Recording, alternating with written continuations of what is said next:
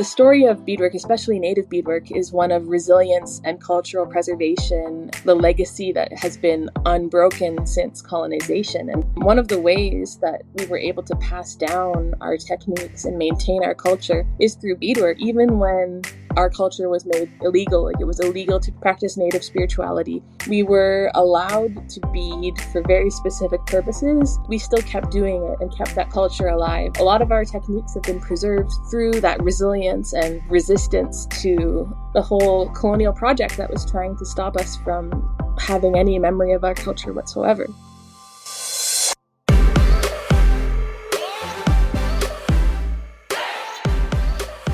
Hello, everyone, and welcome back to Care So Much. I am so excited about today's guest. It's Kat Brown Akootchook, and she is from the Oneida Nation of the Thames Bear Clan. She is an artist and educator who works with beads, printmaking, and design. She is blending contemporary and traditional styles in her work. And today we're going to be talking about beadwork, which I am so excited about. So without further ado, Kat, can you tell us a little bit about who you are and why you care so much about beadwork? Awesome, thank you. So I'll start with a traditional introduction. So Shigoli, Kat Brown Akootchook, Niukyats, Oneida Nation of the Thames, Niukyats. I'm from the Bear Clan, and I am really happy to be here today. I'm a native beadworker and artist and educator, like she mentioned. And yeah, I'm just really thrilled to be here, and I'm excited to talk about beads and all the wonderful things about them and how native beadwork inspires me every day. I have like a rough idea of what beadwork was. Like, I could picture some of it in my head before, but I've Googled it a lot since we first talked, and wow, is there a lot to it. And I was wondering if you could talk a little bit about what beadwork is. Native beadwork is so multifaceted, and every tribe or nation has their own style, and you can really read it like a language almost. When you become familiar with native beadwork styles, you can really look at what someone's wearing or making and almost immediately know something about that person, be it what nation they're from, who taught them how to bead, or if it's an old-fashioned design or a sort of new modern approach. You can really tell, and there's so many like hints and clues in the beadwork. Learning to bead is almost like learning a new language. I really enjoy so much about native beadwork. Because I'm Oneida, that's one of the 6 nations in the Haudenosaunee Confederacy, we do a lot of raised beadwork, and so it's not something that's quite as familiar to most people. I think it's a really beautiful style that sort of creates 3-dimensional textures in the beadwork. People see a lot of beadwork in things like powwow regalia or native moccasins or things like that, or even those long fringe earrings. So that's what most people are familiar with. That's a really good starting out point for people to want to Google and see what I'm talking about. All of your social, there's examples of beautiful beadwork, and on your website, which is Sweetgrass and Sage. Yeah, sweetgrassandsage.com. People can see all of the amazing work that you do. How did you get into beadwork originally?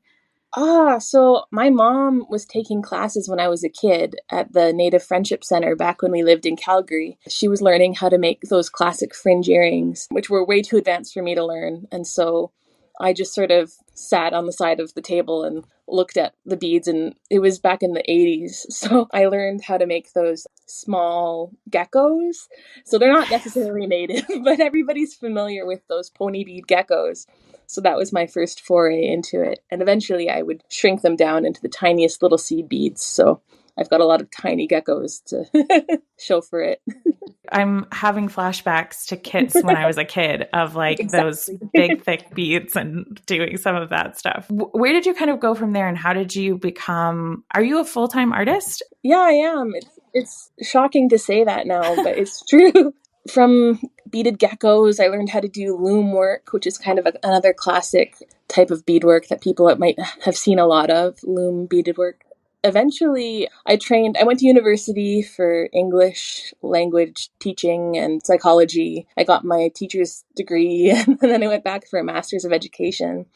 But then when COVID hit, I just really didn't feel like it was my time to be in a classroom. And so I took a couple of years off of teaching and studying, and I just went full-fledged into art, and it really took off. And so now I'm able to support myself entirely through my artwork, which is such an honor and like a surprise. And so someday maybe I'll go back to the classroom life. But for now, I'm just really enjoying finding out what I can do with art. I still do incorporate education. I do teach classes, hold workshops, or sort of events where people can come and learn how to do various things from beadwork to printmaking. I'm just really thrilled to sort of have let the art take the lead for a while. I love those stories of the good things that the space of the pandemic, which was so awful in so many ways, has given some good back. And that's so exciting that it gave you the space to connect with this art that it sounds like has been important to you for a really long time. Speaking of, one of the things that you mentioned right up top when we were talking about it is how beadwork inspires you. And I'm really wondering what that means for you. For us, or for many people, I think, who are unfamiliar with beadwork, you can see the sort of keychain or souvenirness of it all, sort of craft or hobby, and it's not always taken as a fine artwork. But the story of beadwork, especially native beadwork, is one of resilience and cultural preservation and the legacy that has been unbroken since colonization. And so one of the ways that we were able to pass down our techniques and maintain our culture is through beadwork. And so even when during the times that our culture was made illegal, like it was illegal to practice powwow dancing or to practice native spirituality, we were allowed to bead for very specific purposes, usually selling souvenirs at Niagara Falls, or we were allowed to bead in really sort of very strict ways, but we still kept doing it and kept that culture alive. And so a lot of our techniques have been preserved through that resilience and sort of resistance to the whole colonial project that was trying to stop us from having any memory of our culture whatsoever. And so I like to see sort of that legacy right now is sort of like this native arts renaissance that's just really just flourishing. And we're finally seeing ourselves represented in all kinds of ways. And it's cool for kids to learn their language, and it's cool and exciting and in ways that it wasn't when I was even a kid, and I'm only in my 30s. Like, we didn't have all these resources that there are now and the representation. So for me, even within what is happening in the beadwork world, it's just exploding with creativity and new collaboration and story. And it's really wonderful. You just inspired me with that. So I can see how that would be such a beautiful way to connect with a tradition that I frankly don't know as much of the history as I should of Native people in the United States. And that's by design, like that's on purpose. And so I think us taking up space, especially in the art world and educational spaces, like it's really important. The history in Canada there's parallels there for sure from the little that I do know. But I think that something that I've become aware of that I was like kind of aware of before is just how intentional and systematic the attempt to really as a tool of genocide, right? Is that erasure of culture, not just people think of genocide in this really particular way, but that erasure of culture and these cultural elements. And it's so this simultaneously really tragic and saddening to hear about that, but then so beautiful to hear about the ways that something that I would not have thought of as a form of resistance and as a form of, you mentioned resilience and cultural preservation, this really beautiful art form is. So I'm wondering how, as something you've seen as a larger culture, or how specifically beadwork for you has helped you feel connected to that? Or is that something that, did you always have that connection and this is just a way to share that? Yeah, well, I've definitely grown with the beadwork that I've created, and as my skills have improved, to be able to sort of retake these materials. And now I like to create things with sort of a bit of a sense of humor about it. And so I can take sort of images or things that would be relevant to us as Native people and put it into beadwork in a way that is a little bit cheeky and sort of winking in a way that like the community I'm creating it for knows really well, but maybe an outside audience might not totally understand. And so it's kind of a way to sort of rebuild that sort of in-group language almost. And so if other people appreciate it and enjoy it and learn about it, that's great. But that's not my main audience. It's sort of just like building up to sort of create that cultural sort of memes and like that fluidity of humor that I find that a lot of my work, it's not so serious, even though I do tackle a lot of really heavy topics, but I'm very careful with when I push a little bit with the tongue-in-cheek of it all in order to sort of recognize that our resilience, like we're known for laughter, we're known for like being strong in the face of difficult subjects. And so I think that laughing in the face of harder subjects can sometimes also be a really good way to sort of show our strength. That's so incredible. That idea of finding humor in really difficult things is surprising to me. I don't think surprising to my guests, but surprising to me is a through line that I'm seeing in the podcast, because it's something that Joey Clift talked about on his episode we did on Prey. It's something that on the episode Carlos Dillard, and talking about foster care and adoption, which is a really heavy subject as well. He talked about how humor is really a way to be able to talk about these things and see those things. And I think I love the way that you're talking about it as this inside joke almost. And this, like, you specifically mentioned the idea of beadwork as a meme. And I just love that. That's so great. Oh, there's so much good meme beadwork. The hilarious things that people will do. And entire gallery shows with like the world's best beadworkers all coming together to create like $1,000 pieces of beadwork that are all themed around minions or something. Like, it's absurd, but it's wonderful. Like, we can really take that tongue in cheek and really just go full force with it. And people can make a living through it still, even though it's so silly, but it's contemporary and it's cutting edge and it's alive and it's like relevant to the culture that's happening and growing up around us. So like there's a lot of really wonderful, beautiful, traditional, solidly museum only quality work. And then there's this really contemporary, exciting side of it as well that is just also thriving. And so I like to see the balance between these two worlds. Obviously the podcast is called Care So Much. It is about being really passionate about something. And I think it's so beautiful to have something that is all of the things, right? Like, it's not, you can think of it as like one specific thing, but like it's all of the things, and making it a meme about minions does not make it less important, but actually makes it more important. Like, for one piece that I think that is just an example of this that's beyond anything that if you can Google or look up or put it in the show notes, it'll be totally worthwhile. It's a cradle board that's fully beaded, a fully beaded cradle board. So we're talking like millions of beads here. And it's got like Godzilla and the Predator and like evil clowns from various movies, and it's by Jamie Okuma. And then coming out of the cradleboard background, Godzilla is shouting, "That's not Indian!" But it's the most traditional looking cradleboard ever, and it's this beautiful piece. But it's sort of like that, her response, and she's like the queen of all like native beadwork and fashion and art right now, Jamie Okuma. And to have her piece just be shouting, "That's not Indian!" Like, it's that response to expecting us to stay pre-colonial. And we're not. We're a living, thriving, growing people. And so I really enjoy especially her work on the topics of modern and contemporary beadwork. That's so incredible.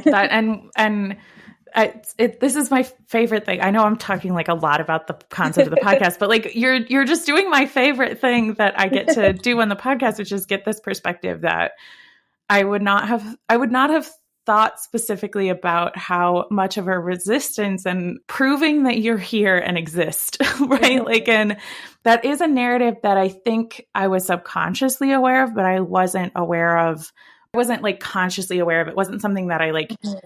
In the same way that like talking to Joey, I can now see things in Native representation that I'm like, oh my God, like that is so obvious when you say it out loud.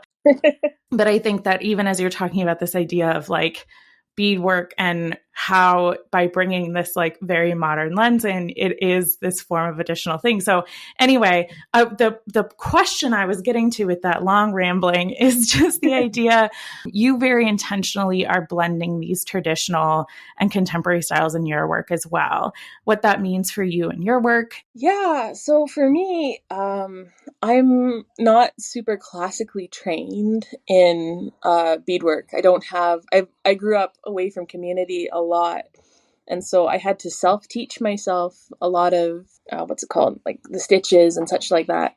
Coming back into a thriving culture from sort of growing up away from it is like a sort of a lesson in like humbling yourself and learning. And you want to learn the right way, but when you don't live close to a teacher, it's very difficult. I like to make sure that I'm always referencing something that is authentic to who I am and to who my ancestors were, while also bringing the modern elements and sort of the community beadwork things that you get inspired by each other from into the same project. And so I have reference materials from like my nation with our patterns and our designs, and to know where they came from, and to make sure that I'm not taking from nations or tribes that aren't my own, because that's a big problem that can sometimes veer off into pan indigeneity. Because of where I come from, I want to make sure that I'm not stealing Lakota designs or stealing Navajo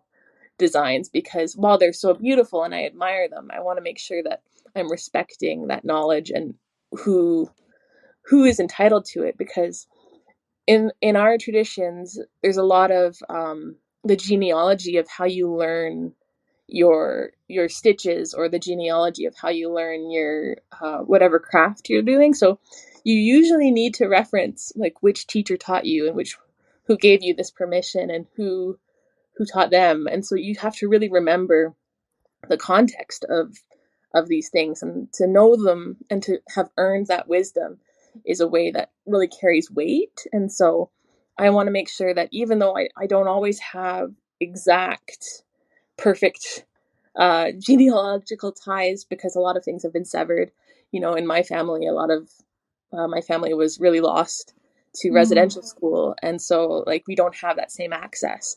And so I want to still respect it while forging a way forward that is reclaiming. And so it's a balance. It's a careful balance, and I'm not always going to get it right, but I'm always happy to be humble and be accountable to my community, to make sure that even if I did make a mistake, that I'm doing it in a way that people can call me in and make sure that I am doing right by my community. You talked about these reference materials and the research that you've done, and I'm really curious about, particularly since you referenced that idea of those severed ties and how that kind of connects to this very intentional, like, think we want to get into this, we definitely can if you want to, but I know a very little about the history of residential schools and horrendous crimes against humanity that really was. Yeah. How have you been able to reconnect with that? Definitely just making sure that I reach out to people who are of the same nation as me, finding more cousins in the woodwork. You're related to so many more people than you think you are. Family reunions, just really going back home to your homelands, and sure you're doing the research properly, because there is a lot of misinformation out there. For raised beadwork specifically, I learned recently a ton from this raised beadworker who goes by Skarura, who's a Tuscarora raised beadworker. And he was telling us all about how raised beadwork is a very specific tradition from our nation. So Tuscarora is part of the Six Nations, so it's sort of under the same umbrella as my tribe or nation. We're sister nations, and so learning about all of the misinformation that has sort of developed as museums try to categorize and end up miscategorizing our historical pieces is really interesting, and to sort of really learn those principles as much as we can, because like there's a lot of wrong information out there. And so learning how to sort of parse it has been half the half the work. I think that that connects to another thing that I was going to mention earlier, but I got distracted by something else cool that you said. Um, but you've mentioned a couple of other artists and teachers that you are particularly enthusiastic about. Are there any other places where you draw inspiration? Oh, definitely. I am a huge fan of pop culture. I have a lot of admiration for the people who work on these new comedies, such as Reservation Dogs or Rutherford Falls. Another good one that is less well known is Resident Alien. They have native writers and they're just hilarious. I've been fortunate enough to have some of my block printing designs and my jewelry be on these TV shows. Not Reservation Dogs, but maybe next year, who knows? So yeah, it's just been wonderful to sort of see the pop culture and the humor and their creativity, because a lot of the people on all of these shows, because we're such holistic people, like they're all beadworkers too, and so the star of the show is a writer of the show, is a beadworker of the show. It's just phenomenal, and so it's Mm-hmm. really cool to see how multi-talented and just devoted to like the whole picture, and making sure that they really show us as we truly are. It's been Yeah. really wonderful to be a part of that and to even just witness it happening. I happen to have seen from your social media your land back print, the Rutherford Falls specifically, I believe it was. I'm curious about two things there. One, how did that happen? Print specifically and what that means. So, land back is a movement in Native communities that sort of started up around the time the Dakota Access Pipeline fight was happening in South Dakota. And it really took off, and it became a very clear cut, very simple, to the point rallying cry, like land back, like give it back, you know? It's very simple. You can't really convolute it to sort of change it to be anything else. You can't co-opt it by some environmental organization the way a lot of other phrases have been. And so it's so clear cut and effective that it's become this very wonderful rallying cry that different indigenous groups around North America and in Hawaii as well have really glommed onto.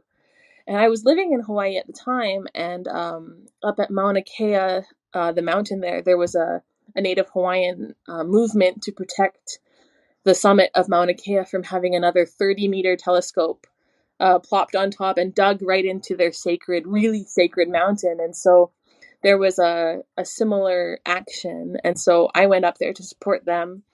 And I carved that print up there, sort of to show Native American, Native Hawaiian solidarity. And so the print says land back, and it's two hands, kind of a masculine and a feminine hand, holding feathers sort of crossed, and the feathers say land back. And so it's this very bold design, but it's just sort of taken on a life of its own. Like people really resonate with it right away.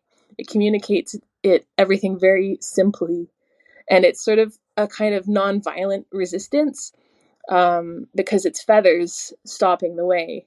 So, like this is a boundary that we're setting, and it's a traditional boundary, but it's also like one that's happening right in front of you. And so I put it onto t-shirts, and because I was up at the out on the land doing these workshops and such, people could take whatever clothing they had with them, and we would block print it on right then and there. And it's a Mm. way for us to sort of provide a feeling of being a part of a movement without having to like buy anything. And that's one of my biggest like joys as well, is like creating art in a way that doesn't even have to include money at all. And so I fundraised a bit for some extra t-shirts if people didn't have anything that you could print on, but ink is cheap, and especially block printing, it goes a long way. And so you can print, a ton of t-shirts if it's not raining.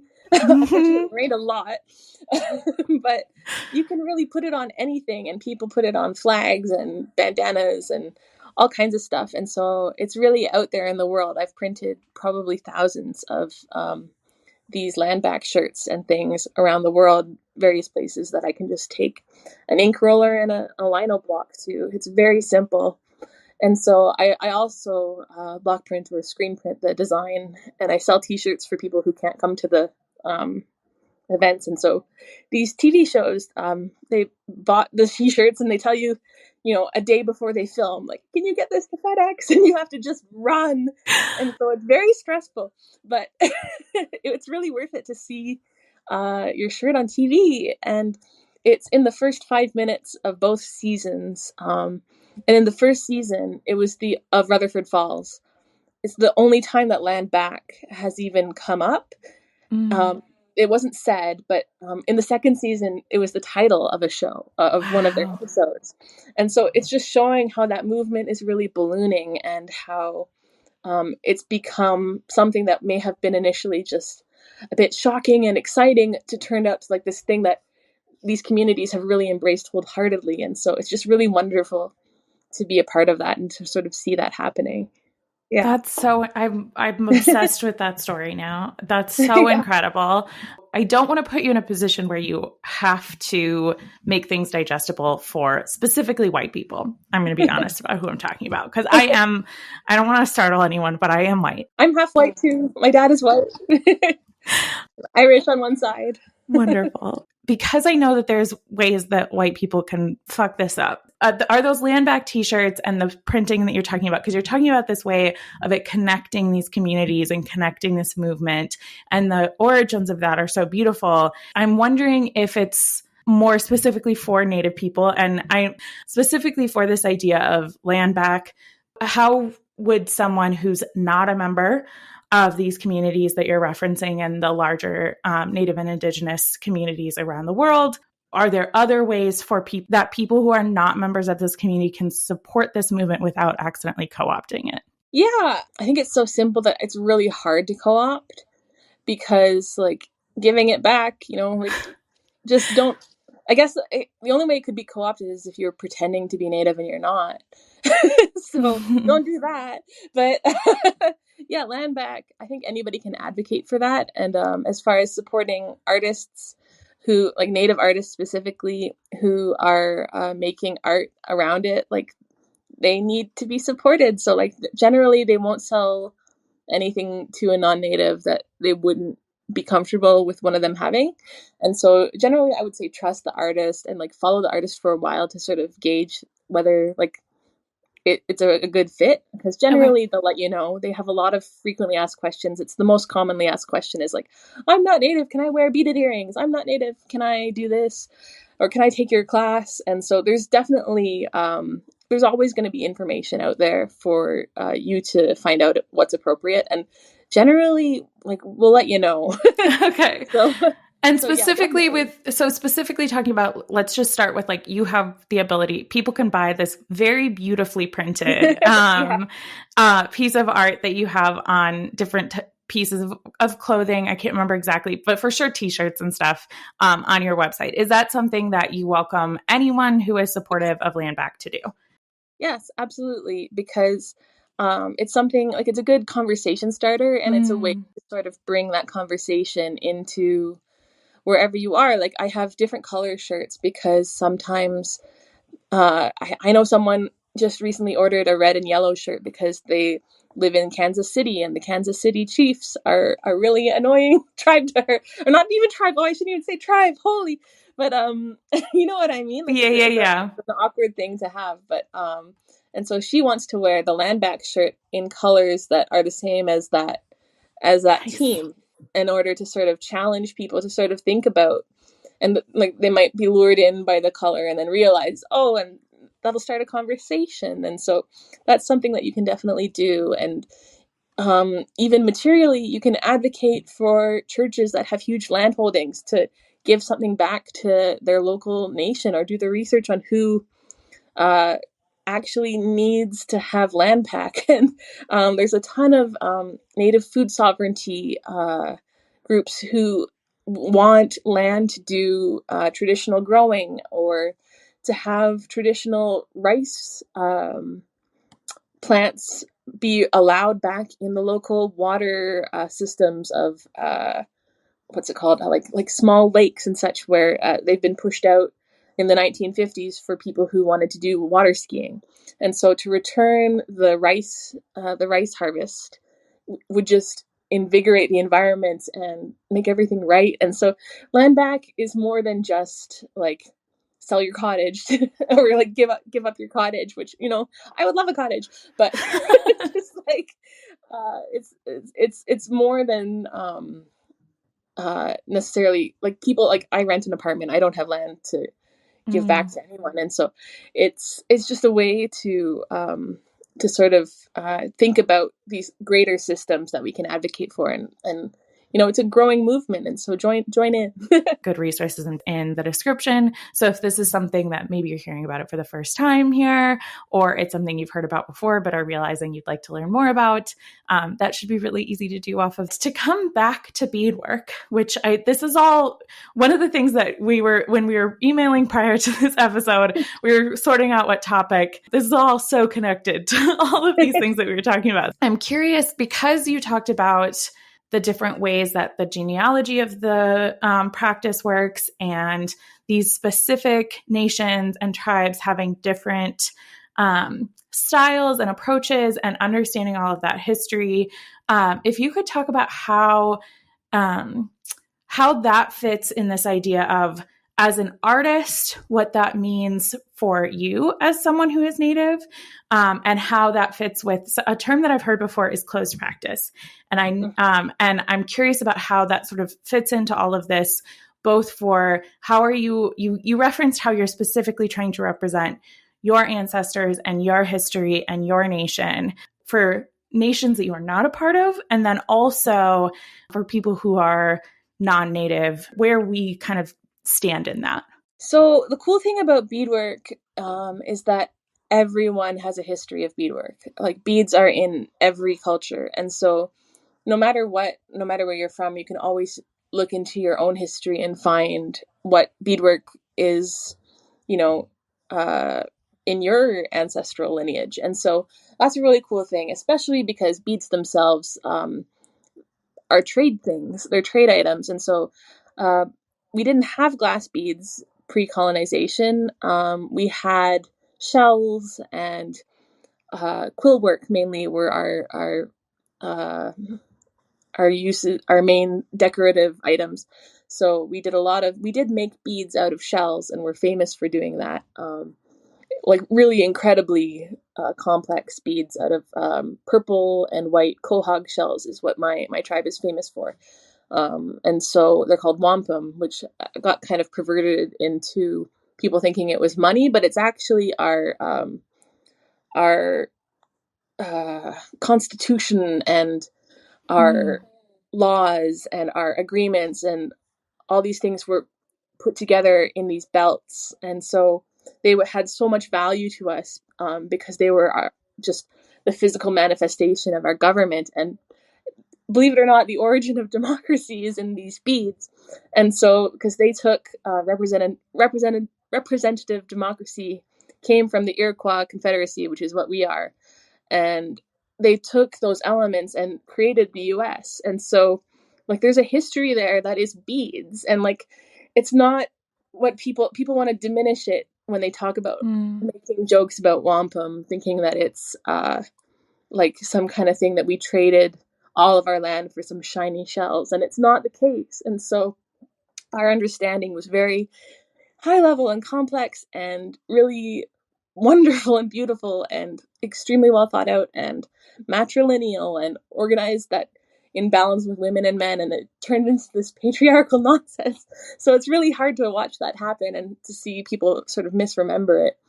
But yeah, that history of how beads came about and what it turned into in North America is just, it's a sad one. It's a sad story, but like we still have these beads and we're still making them.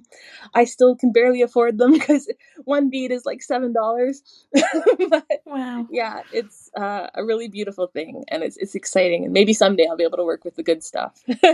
With that incredible history, which not only this incredible culture and history and all those things, colonizers and, white people intentionally misinterpreting and attempting to basically make this culture disappear.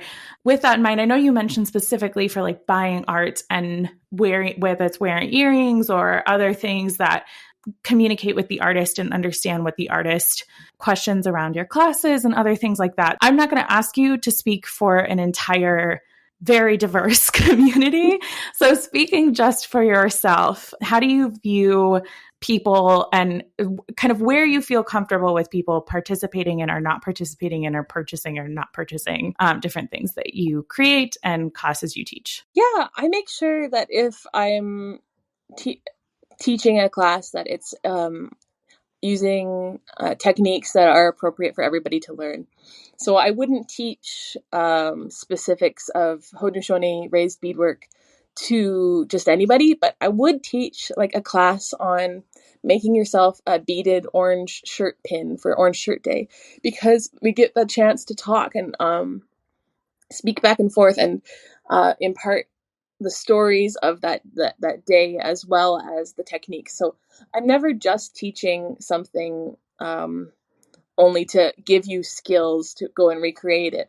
It's usually a sort of more holistic approach where like the act of the process is really important too. And so for me, you might notice if you look at my stuff, I don't hardly ever make things more than once. Like I really jump around from project to project and medium to medium. And so I'm very interested in the process and the learning itself. And so I like to share that with other people. And so when I'm teaching, I don't often teach expecting everyone to recreate multiples of things. It's sort of in that moment we're going to be together and we're going to make one really beautiful thing that's very specific to you, and also like have this moment where we can learn sort of the greater context behind it. And so I think that's how I approach a lot of art. And so the things that I make often have a story behind them. And so when I sell them, I will make sure that people know that story, and they're probably going to have the only one.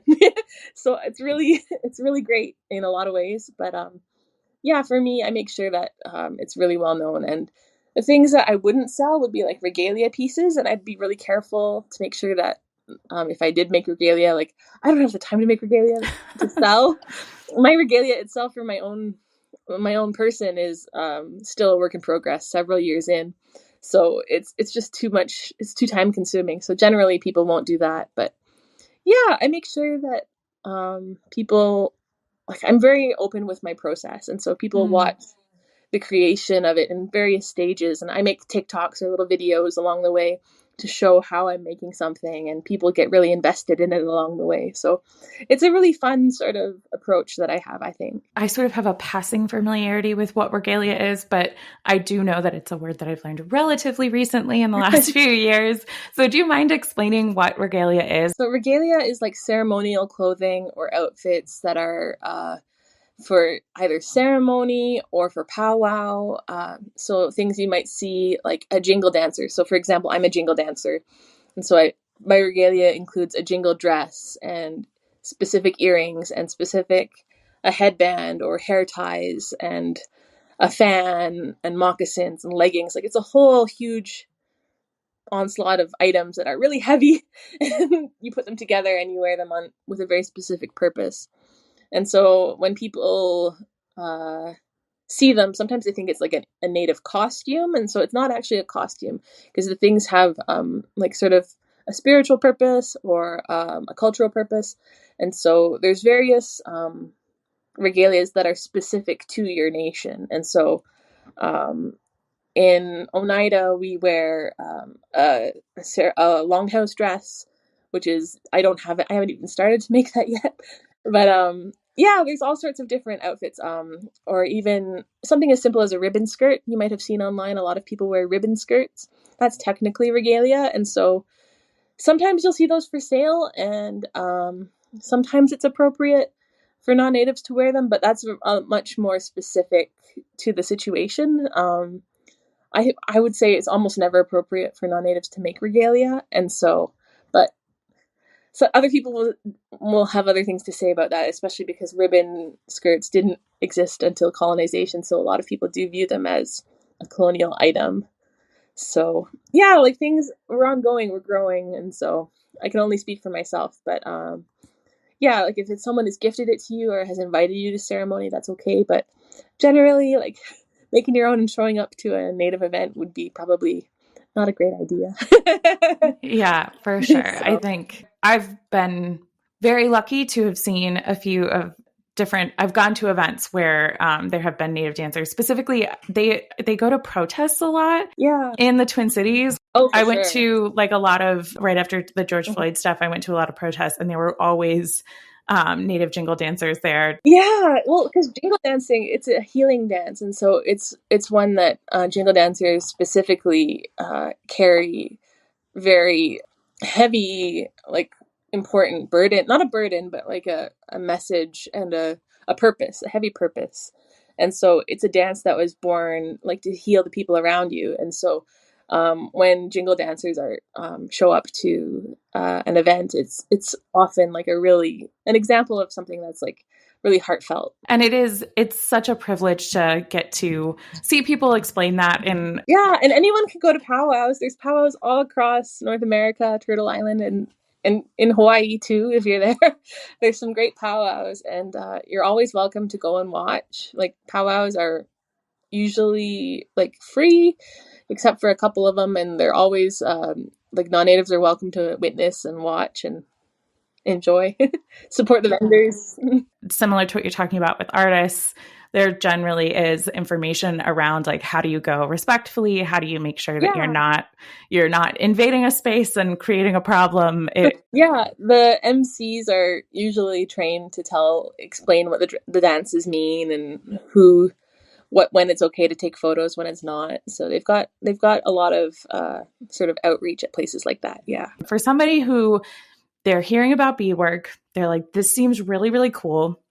I want to either learn more about it or find places that I can purchase this and support native artists who are creating this work, or learn how to do it and create some of those things. What are some of the ways for brand new people, whether native or non-native? I would say Instagram. It's crazy, but Instagram is where beadworkers are thriving right now. And if you do admire beadwork, native beadwork, like please buy native. Don't buy people who like. There's a lot of rip-off artists out there, especially on Etsy. You have to be really careful about like. There's a lot of design theft, unfortunately. But if you follow people on Instagram for a while, if they've got their nation listed in their bio, and if they seem to interact with other native people, they're probably above board. If they don't have their nation, and if they don't seem to have any native friends, they're probably not legit.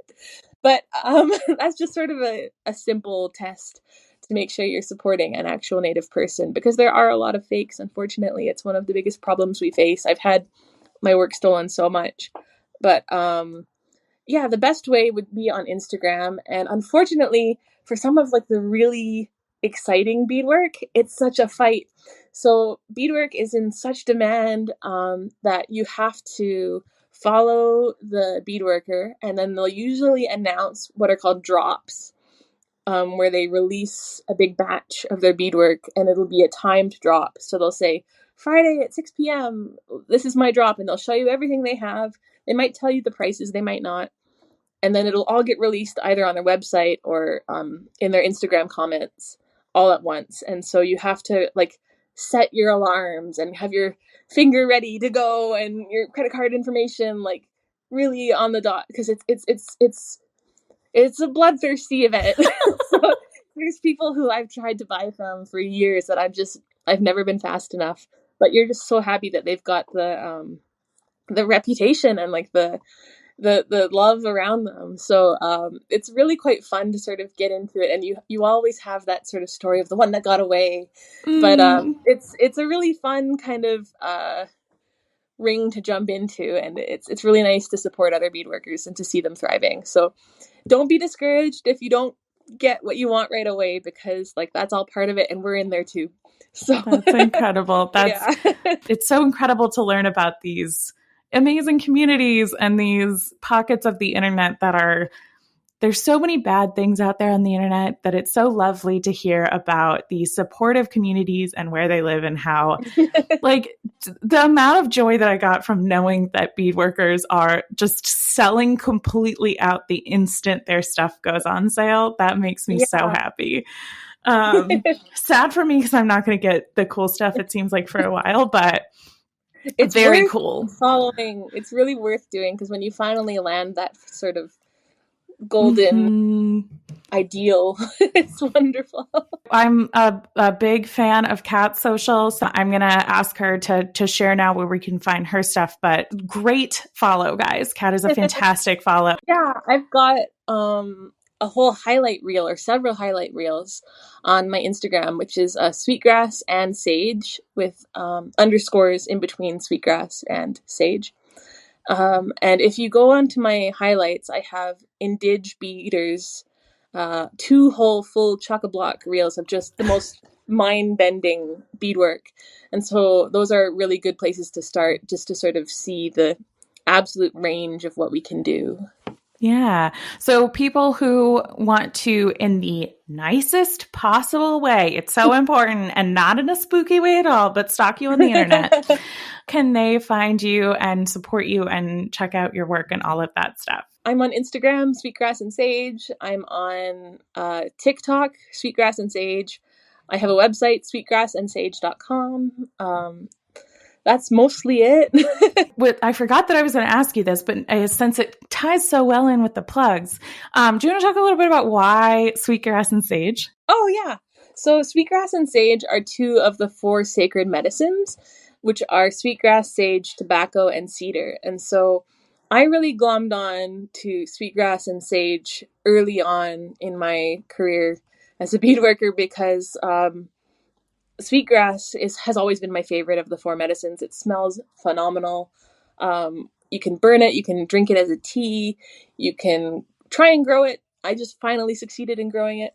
And when you use it as a medicine, it's meant to like bring good things into your life. And sage is the other sacred medicine that I appreciate the most. And it's one that smells phenomenal as well. They all smell good. But it pushes away the bad. And so I like the balance of sweetgrass and sage because they're meant to sort of really bring in good and push out bad. And so to me, that's this really lovely representation of what I want to be in the world. Tobacco is what like the first sacred medicine. It's the one we're also always supposed to start with. Unfortunately, because of cigarettes, I think tobacco gets left out a lot because like there's a ton of beadworkers out there, like Sweetgrass Beads or Cedar Sage Studios or Cedar Sweetgrass Beads. Like there's so many of us, but none of them ever choose tobacco to be in the name. So poor tobacco, even though it's supposed to be first, it gets left out a lot. And then cedar is for protection. And so those are the 4 sacred medicines. And that's why I like sweetgrass and sage.